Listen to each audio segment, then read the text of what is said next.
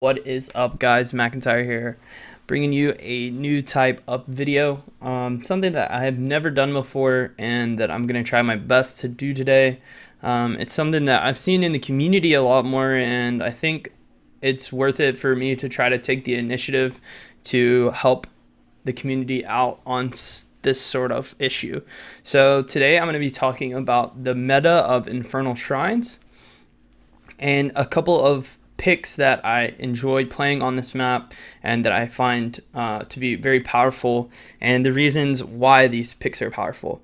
I also want to try to talk about, if you try to take these picks, what you should be pairing them with, and sort of the overall strategy behind the map Infernal Shrines. So as you guys know, Infernal Shrines is a 3-lane map. It has a total of 5 camps, one hard camp, one spear guy, I don't know the name of it, and it has this kind of the spear camp down here that is a shared camp. So by that I mean it's the one camp that is in between both of the teams. For the most part, these camps go to the left side and these camps go to the right side, but this one can kind of go either way depending on who grabs it win. So the whole point of this map, though, is the objective, which is the Punishers. The 3 Punishers spawn on the shrine, and in order to get the shrine you need to get 40 skeletons, and there's 3 different Punishers: the Mortar Punisher, the Freeze Punisher, and the Arcane Punisher. The 3 Punishers are, I guess, something that we can just talk about right now. The Mortar Punisher obviously being the weakest Punisher of the 3. It does good siege damage, but you're never gonna push an advantage off of a mortar for the most part. The Freeze Punisher, I think, is actually the Frozen, I guess, is actually a strong Punisher if you have good follow-up. So if you have a team that can follow up the Punisher when he jumps and puts his ice things down, you can actually find picks through the freeze mechanic and maybe pick up a couple kills on top of a fort. And the Arcane Punisher obviously being the strongest. If the other team stands in the Arcane at all, and the Arcane does, kind of aim towards spawning on top of the enemy, then they'll just immediately die. So I think it's the strongest of the 3. It's also the best at pushing. If the Arcane spawns on the building, then the building will take a lot of damage. But the importance of the Shrine and the Punisher on this map is that with the Punisher, your team can push an advantage, and you can snowball a level lead, or maybe get a talent tier ahead of the other team. So that's where the importance of these shrines comes in on this map in particular. When you get a Punisher, you want to find a couple kills, maybe get a wall down, knock a fort down, and gain the experience lead that will help you as the game progresses, as more Punishers spawn.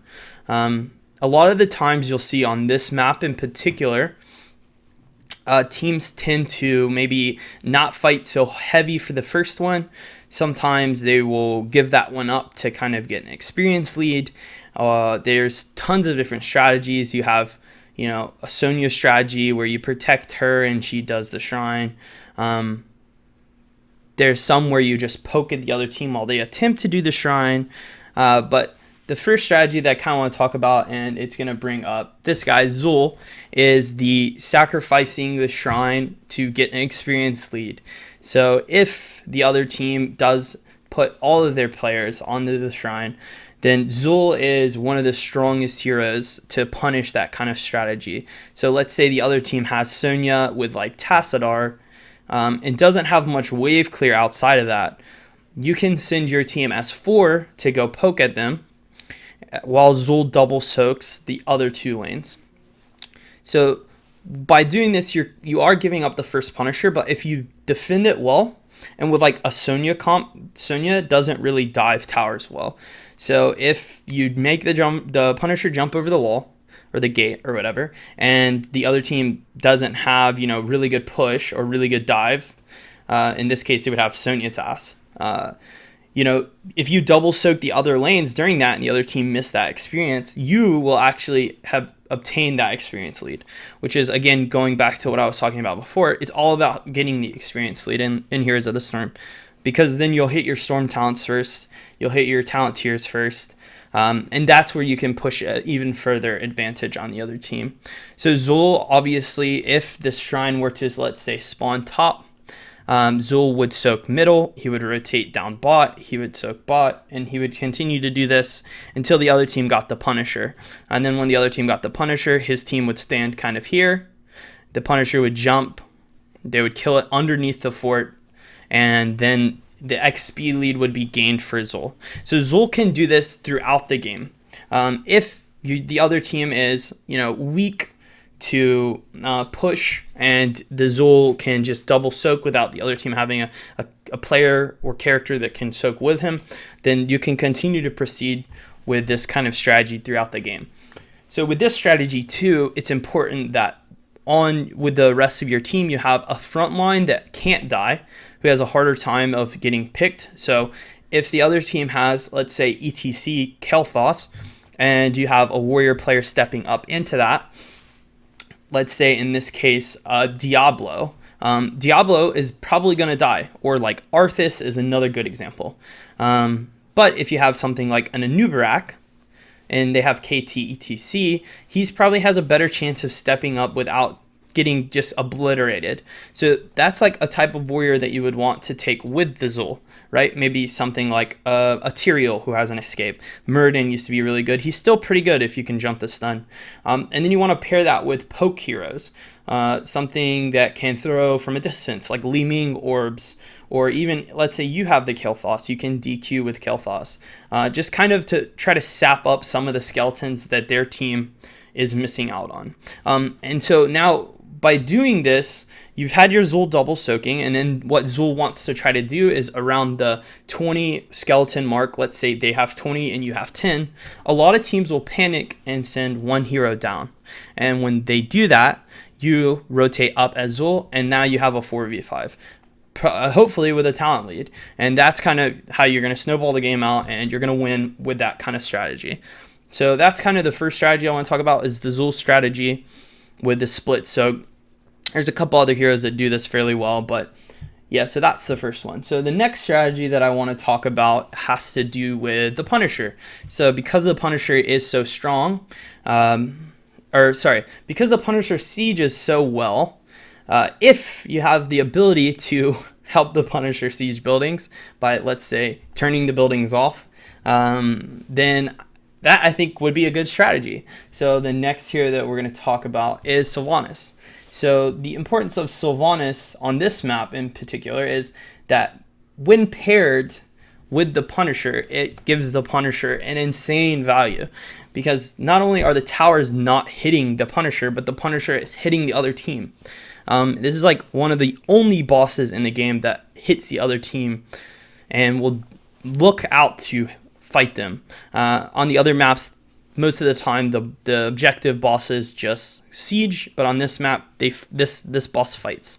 So if your team can dive, let's say we get the mid Punisher, and we're gonna dive this wall, okay? And right off the start, we have this gate down and this fort is exposed. When the Punisher jumps, let's say my team comes in, let's say the Sylvanas team then comes around here. The Punisher would jump probably on the team around this area. Your team hits them from here. You can even flank. Sometimes people flank this way.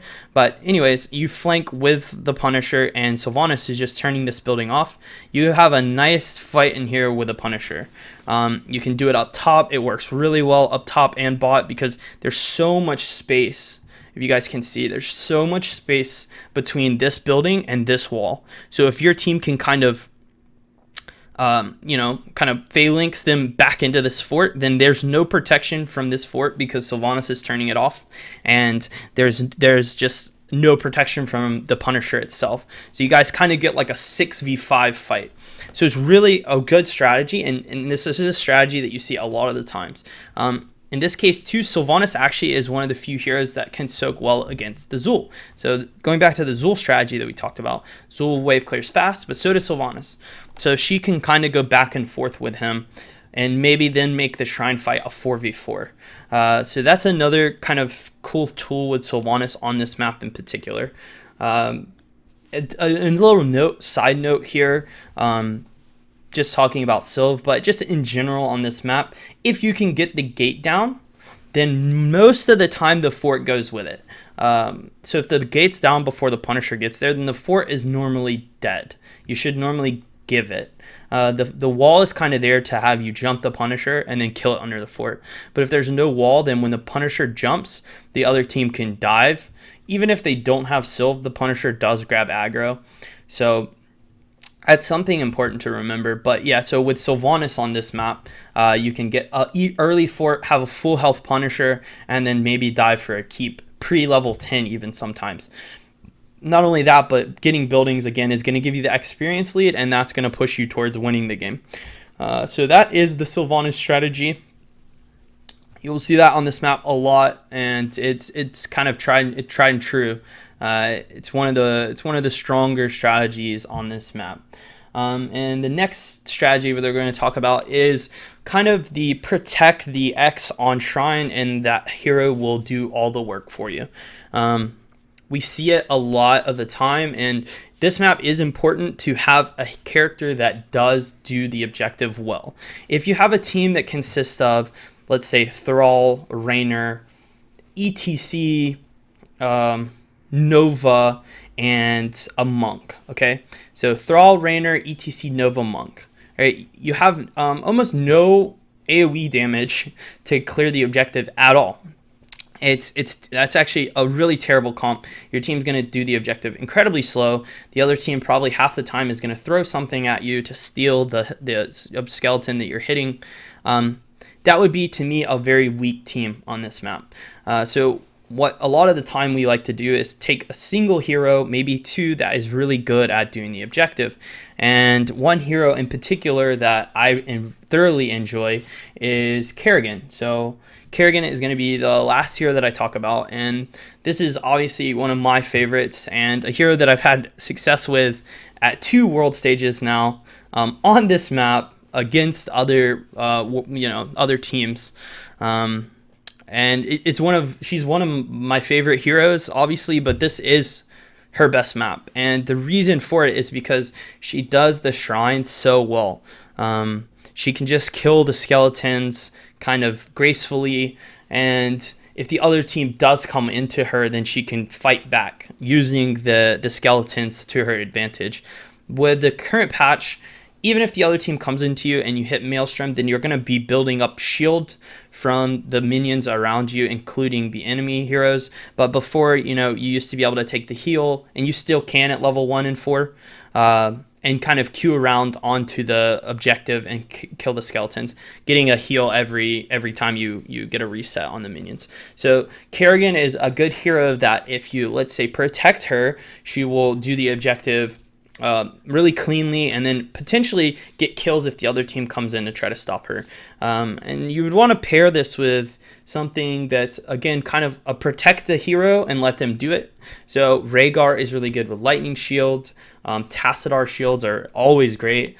Things like that are really strong, with a Medivh even in some cases to portal the Kerrigan out in case she does get in trouble. These are the kind of heroes that you want to pair with this strong frontline melee assassin. Some of the times you can do it with other heroes. We see it with Sonya a lot. We see it sometimes with even Greymane, although he's a bit squishier. But if he is in Worgen, he can tumble out if he feels in danger. But in this case, Kerrigan is incredibly strong because she can do it so well. You get the objective, and then when the Punisher jumps, so when we talked about before, let's say now we've got the bottom Punisher, and the Punisher is walking out, and he's going to jump behind the wall.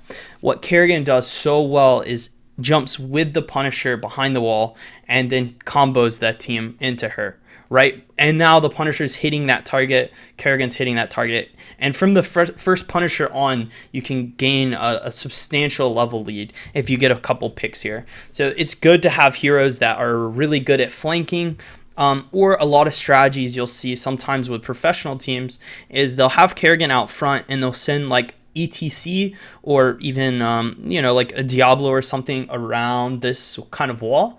And what he'll do is the Punisher's tanking this building. Kerrigan jumps over. She's going to combo. And now the tank's coming around with her, and he's going to fight with her. You see it sometimes with, you can get side flanks even, but a lot of the times off the first Punisher, because you're so strong at it from the beginning, because you've drafted a comp that protects Kerrigan and allows her to do the shrine. If you get those 2 picks, even a pick in the fort, then you've already gotten a level lead, hopefully, and you can push that to close out the game. Kerrigan has an incredibly strong early game, and if she can get ahead, then she's very difficult to deal with, especially during the current patch where her psionic pulse and her shield generation is a lot stronger than it was previously. So these are kind of my 3 favorite heroes for this map. If you have any questions behind these 3 strategies, just drop a comment below. Hopefully you've enjoyed it. If you did, please throw a like. You can always check out my Twitter and Twitch, which will both be located below, as well as my tier list, which is up to date, and I'll post that as well below. But if you did enjoy, to kind of throw something at me, let me know what I could do to improve. I'm trying kind of to slow down on talking, but this is around the speed that I do talk. Yeah, so let me know in advance, or I guess in the comments, if there's anything I can do next time if you did enjoy, and I will hopefully see you guys for the next video that I make. So cheers. Have a good one.